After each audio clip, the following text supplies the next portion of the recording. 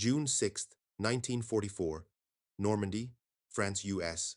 Naval forces, including battleships USS Texas and USS Arkansas, moved into firing positions about 12,000 yards off Point du Hoc, with some ships later closing to a few kilometers off Omaha.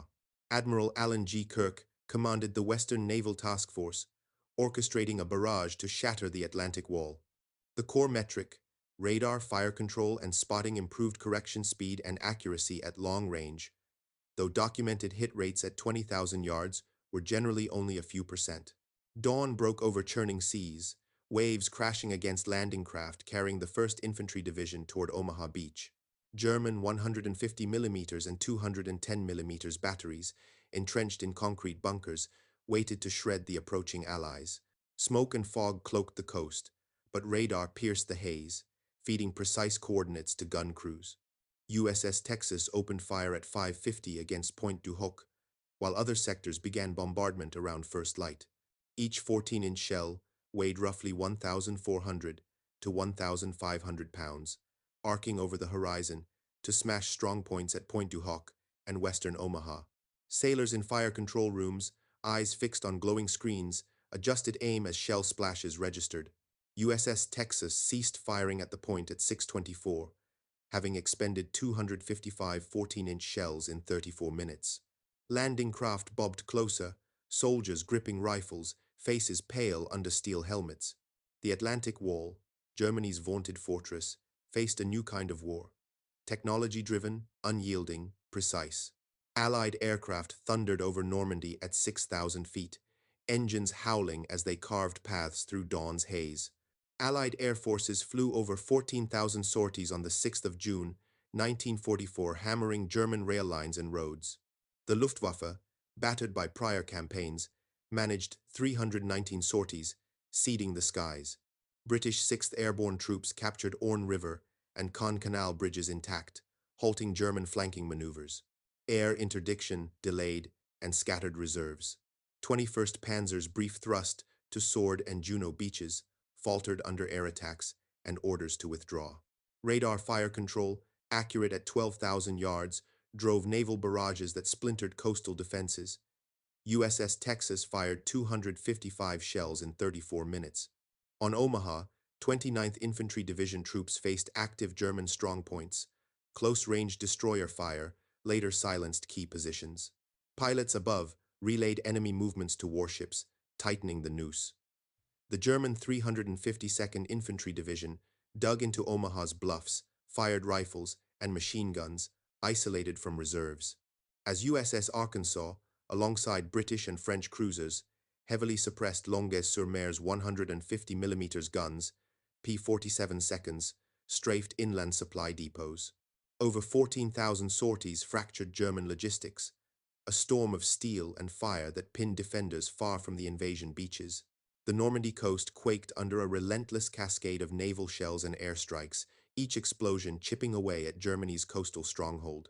By 7 o'clock in the morning on the 6th of June 1944, USS Texas redirected its guns from Point du Hoc to Omaha Beach, where German machine guns swept the shoreline.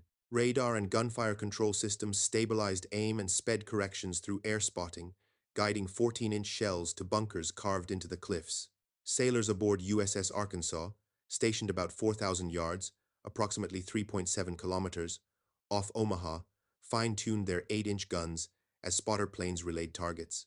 The 1st Infantry Division, stalled on Omaha's blood-soaked shingle, saw shells land within 100 yards of their positions. Destroyers like USS Carmick and USS McCook edged to 1,000 yards, their 5-inch guns pounding German defenses with rapid fire. Some German batteries depleted ready ammunition early, though Azeville fired until June 9 and Crisbeck until June 11. On Utah Beach, the 4th Infantry Division pressed forward, aided by USS Nevada's 14-inch guns shattering bunkers at La Madeleine. Radar-enabled adjustments in seconds at 15,000 yards. Allied aircraft filled the sky, their engines a constant roar over Normandy's fields. Allied air forces flew over 14,000 sorties on June 6, dwarfing the Luftwaffe's 319. P-47 Thunderbolts dove at 300 miles per hour, launching rockets at German troops near Bayeux. Pilots spotted vehicle trails and signaled warships below. On the night of June 6 to June 7, B-24 Liberators struck rail hubs at Lisieux, 20 miles inland, disrupting German supply chains. The German 352nd Infantry Division, entrenched above Omaha, held fast but lacked support. The 21st Panzer Division, disrupted by airstrikes and recall orders, fell back toward Caen. Naval and air forces worked in tandem. USS Texas hammered Omaha's strongpoints as P-47 seconds targeted artillery 5 miles inland. Each strike built on the last, a precise mechanism eroding resistance. Omaha Beach was a crucible, with 29th Infantry Division soldiers inching through sand littered with wreckage, pinned by German fire. Naval gunfire shifted the balance, destroyers close to 800 yards, their keels nearly grazing the shallows, guns blazing. USS Frankfurt's 5-inch guns unleashed a dense barrage, silencing a pillbox that had halted the 116th Infantry. Soldiers, seizing the moment, scaled the bluffs, their boots kicking up dust under a gray sky. By 10 o'clock, German defenses on Omaha began to fracture, with some crews abandoning posts. Utah Beach advanced more swiftly, with the 4th Infantry Division linking with airborne units by noon. Radar corrections took seconds at 12,000 yards. Over 14,000 sorties disrupted German movements, while warships cleared paths ashore. German officers in bunkers watched their defenses unravel. At Longueuil-sur-Mer, the 1,260th Coastal Artillery's gunners, cursed as Arkansas, and Allied cruisers battered their 150mm guns. Shells ripped our emplacements, radar pinned us down. The Atlantic Wall's myth of invincibility crumbled as bunkers buckled under precise fire.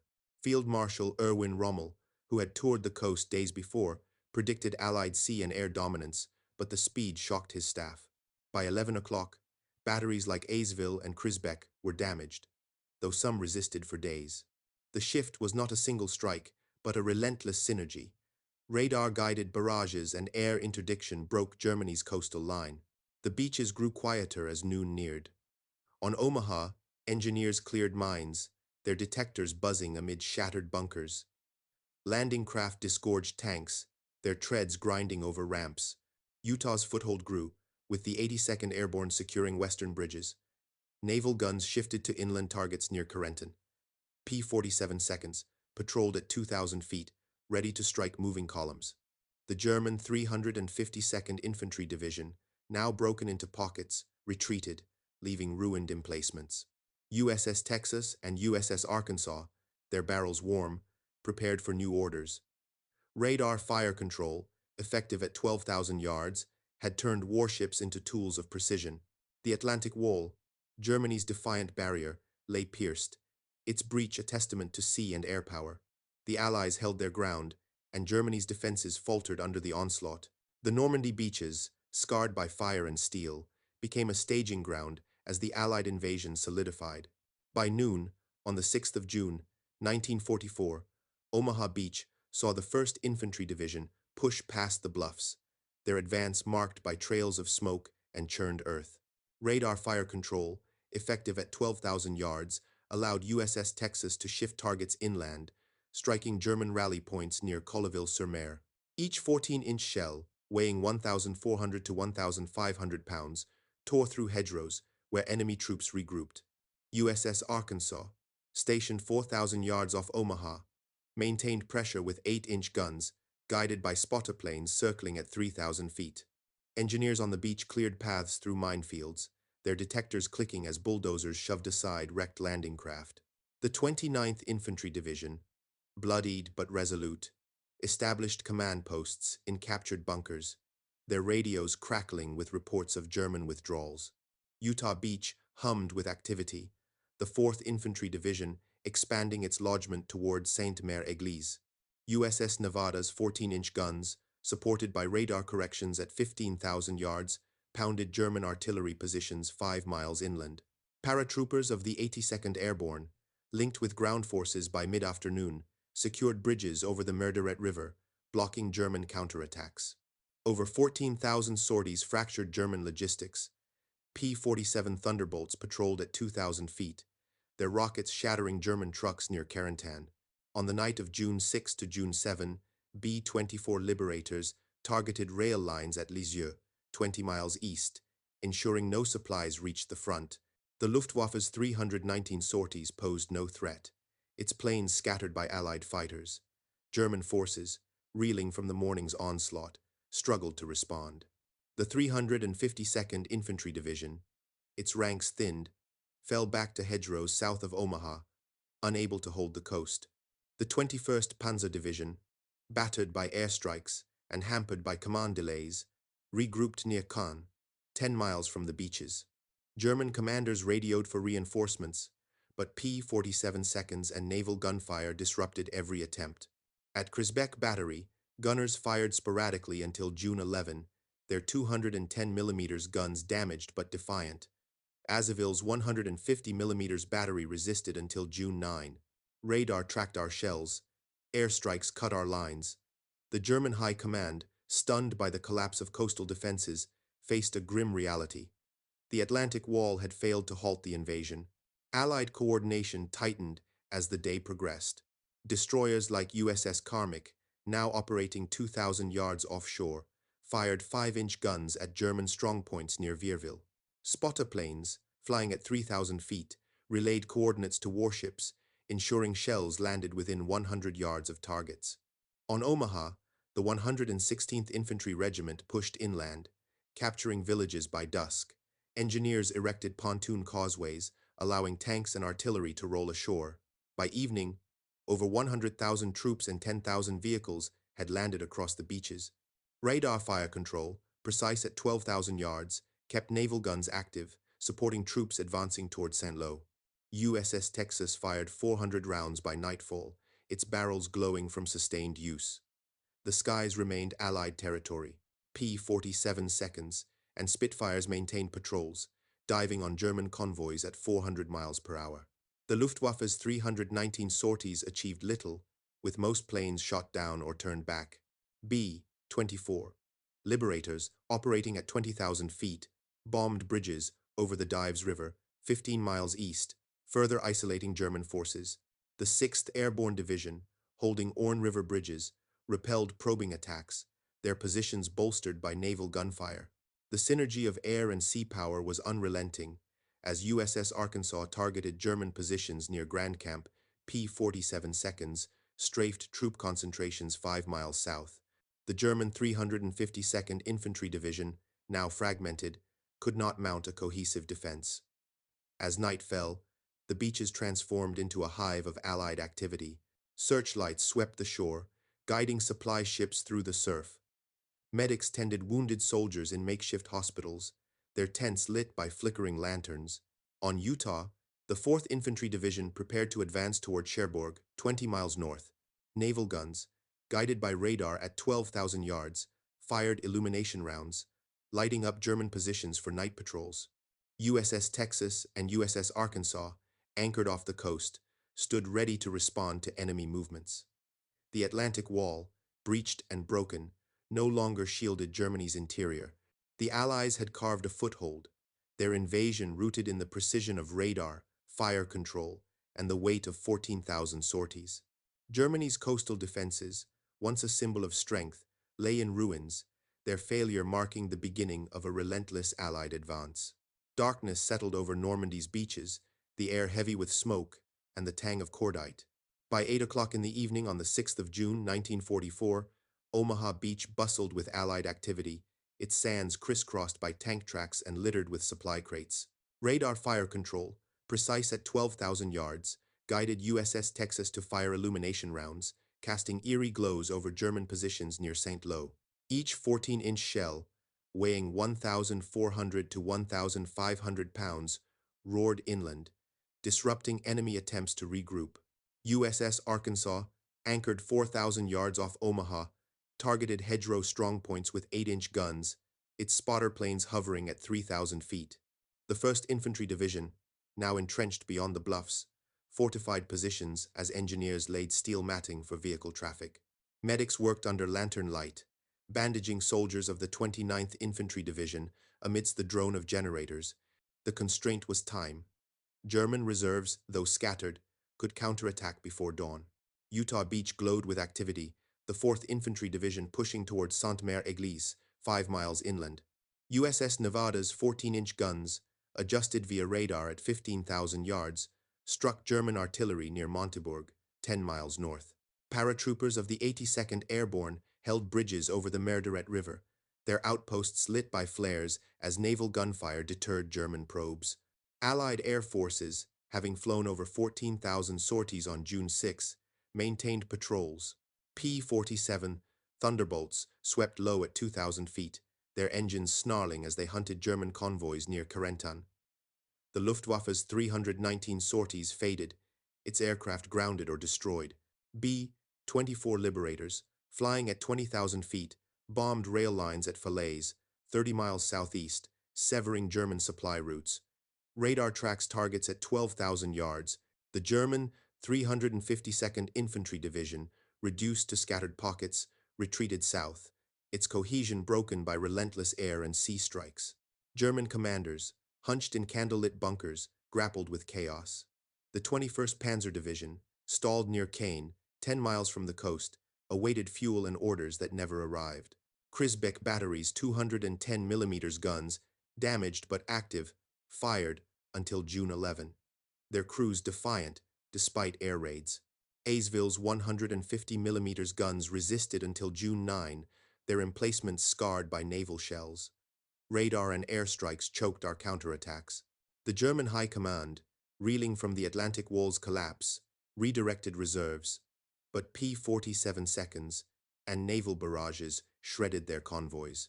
Field Marshal Erwin Rommel, absent from Normandy, but informed by frantic reports, recognized the invasion's momentum.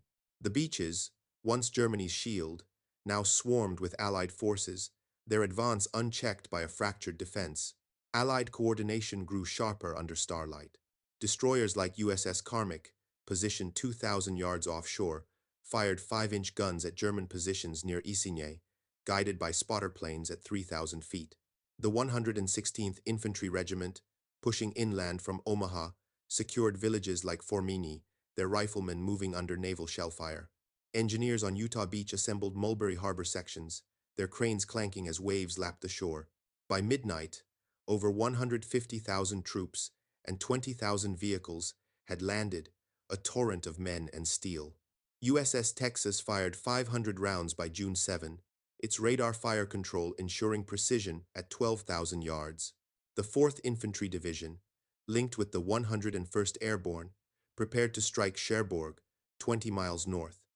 Their path cleared by naval guns, the skies belonged to the Allies. Spitfires and P-47 seconds patrolled at 4,000 feet, their cannons ready for German stragglers. The Luftwaffe, crippled by losses, offered no resistance, its 319 sorties a faint echo. B-24. Liberators targeted bridges over the Via River, 15 miles southwest, isolating German units. The 6th Airborne Division, entrenched at Orne River bridges, repelled night attacks, their lines bolstered by USS Nevada's barrages. Air and sea forces synchronized as USS Arkansas shelled German positions near Grand Camp. P-47 seconds strafed troop columns 5 miles inland. The German 352nd Infantry Division, now mere remnants, could not hold ground against this relentless pressure. As midnight passed, Normandy's beaches pulsed with purpose. Searchlights swept Omaha, guiding supply ships through churning surf. Medics in canvas tents stitched wounds, their hands steady despite exhaustion. On Utah, the 4th Infantry Division fortified positions, their sentries scanning for German armor. Naval guns, guided by radar at 12,000 yards, fired intermittently, pinning German forces near Carentan. USS Texas and USS Arkansas, their crews weary but alert, monitored radio chatter for new targets. The Atlantic Wall, Germany's shattered barrier, offered no protection. Over 14,000 sorties had paralyzed German logistics, while radar fire control delivered precise devastation. The Allies' foothold, carved in blood and steel, stood firm, its roots sinking deeper into Normandy's soil. Germany's defenses, broken by sea and air, faced a tide they could not stem. Đánh giá đoạn này được bao nhiêu điểm? Thông tin sự kiện lịch sử trong đoạn này bao nhiêu phần trăm? Có thông tin nào là phi lịch sử không? The first light of the 7th of June 1944 crept over Normandy, illuminating beaches strewn with wreckage and resolve. Omaha Beach, now a sprawling Allied hub, buzzed with the 1st Infantry Division's preparations, their tents and supply dumps dotting the dunes. Radar fire control, precise at 12,000 yards, guided USS Texas to pound German strongpoints near St. Lo, 15 miles inland. Each 14-inch shell, weighing 1,400 to 1,500 pounds, obliterated hedgerow fortifications, scattering enemy troops. USS Arkansas, anchored 4,000 yards off Omaha, fired 8-inch guns at German artillery near Iceni, guided by spotter planes at 3,000 feet. Engineers welded steel causeways, their torches sparking as tanks rolled ashore. The 29th Infantry Division, entrenched beyond the bluffs, scouted inland, their radios relaying German movements. The constraint was terrain. Normandy's hedgerows, thick and maze-like, slowed advances and concealed defenders. Utah Beach thrived, the 4th Infantry Division pushing toward Cherbourg, 20 miles north. USS Nevada's 14-inch guns, adjusted via radar at 15,000 yards, targeted German batteries near Montebourg, 10 miles away. Paratroopers of the 82nd Airborne, holding Merderet River bridges, coordinated with ground forces, their positions unshaken by German probes. Allied air forces, with over 14,000 sorties flown on June 6, sustained pressure. P-47, Thunderbolts, roared at 2,000 feet, their rockets demolishing German convoys near Carentan. The Luftwaffe's 319 sorties on June 6 had collapsed, its remnants grounded. B-24, Liberators, operating at 20,000 feet, struck rail hubs at Argentan, 30 miles southeast, crippling German logistics. Radar adjusts fire in seconds at 12,000 yards. The German 352nd Infantry Division, shattered into fragments, retreated toward St. Lo, unable to regroup under relentless air and sea assaults. German commanders, isolated in makeshift headquarters, faced mounting despair. The 21st Panzer Division, battered near Caen, 10 miles from the coast, lacked fuel and clear orders. Krisbeck Battery's 210mm guns, scarred but firing, resisted until June 11, their crews defiant. Azeville's 150mm guns held until June 9, battered by naval barrages. Radar and airstrikes crushed our reserves. The German High Command, receiving fragmented reports, ordered counterattacks, but P-47 seconds and naval guns shredded approaching columns. Field Marshal Erwin Rommel, racing to Normandy, understood the Atlantic Wall's failure. Allied sea and air power had overwhelmed static defenses. The beaches, swarming with Allied troops, marked Germany's unraveling grip on the coast. Allied synergy sharpened as dawn broke. Destroyers like USS Carmick, 2,000 yards offshore, fired 5-inch guns at German positions near Vierville, guided by spotter planes at 3,000 feet. The 116th Infantry Regiment, advancing from Omaha, captured hedgerows near Formigny, their bayonets flashing in morning light.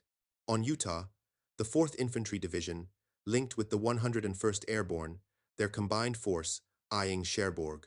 Engineers completed Mulberry Harbor sections, their cranes lifting concrete caissons into the surf. By noon on June 7, over 200,000 troops and 30,000 vehicles had landed. USS Texas fired 600 rounds by midday, its radar fire control ensuring accuracy at 12,000 yards. The 1st Infantry Division, probing toward St. Lo, navigated hedgerows under naval gunfire support. The skies remained Allied domain. P-47 seconds and Spitfires patrolled at 4,000 feet, their cannons primed for German stragglers. The Luftwaffe, crippled by losses, offered no challenge, its 319 sorties a distant memory. B-24 Liberators bombed bridges over the Orne River, 20 miles east, isolating German units. The 6th Airborne Division, entrenched at Orne River bridges, repelled skirmishes, their lines backed by USS Nevada's barrages. Air and sea forces meshed, as USS Arkansas shelled German positions near Grand Camp. P-47 seconds, strafed troop concentrations 5 miles south. The German 352nd Infantry Division, reduced to remnants, could not hold against this unyielding pressure. As midday passed, Normandy's beaches pulsed with Allied momentum. Searchlights guided supply ships to Omaha, their holds packed with ammunition and fuel. Medics in field hospitals stitched wounds, their tents humming with urgency. On Utah, the 4th Infantry Division fortified positions, their sentries scanning for German armor. Naval guns, guided by radar at 12,000 yards, fired sporadically, pinning German forces near Carentan. USS Texas and USS Arkansas, their crews honed by battle, monitored radio chatter for new targets. The Atlantic Wall, Germany's broken shield, lay irrelevant. Over 14,000 sorties had fractured German logistics, while radar fire control delivered surgical strikes. The Allies' foothold, forged in precision and power, expanded relentlessly, its advance unstoppable. Germany's defenses, crumbling under sea and air, faced inevitable collapse. Đánh giá đoạn này được bao nhiêu điểm? Thông tin sự kiện lịch sử trong đoạn này, bao nhiêu phần trăm? Có thông tin nào là phi lịch sử không? The Normandy beaches, transformed by the 12th of June 1944, stood as a testament to Allied resolve, their sands packed with supply depots and bustling with troops. Over 326,000 soldiers, 50,000 vehicles, and 100,000 tons of supplies had landed, a flood of resources that Germany could not stem. Radar, fire control, and stabilized directors kept accurate solutions and sped corrections at long range, with air and shore spotting, enabling USS Texas to deliver 650 rounds by June 8, shattering German defenses west of Omaha. USS Arkansas, positioned 4,000 yards off Omaha sector, supported the 1st Infantry Division's advance with 8-inch guns, targeting strong points near Iceni, guided by spotter planes at 3,000 feet.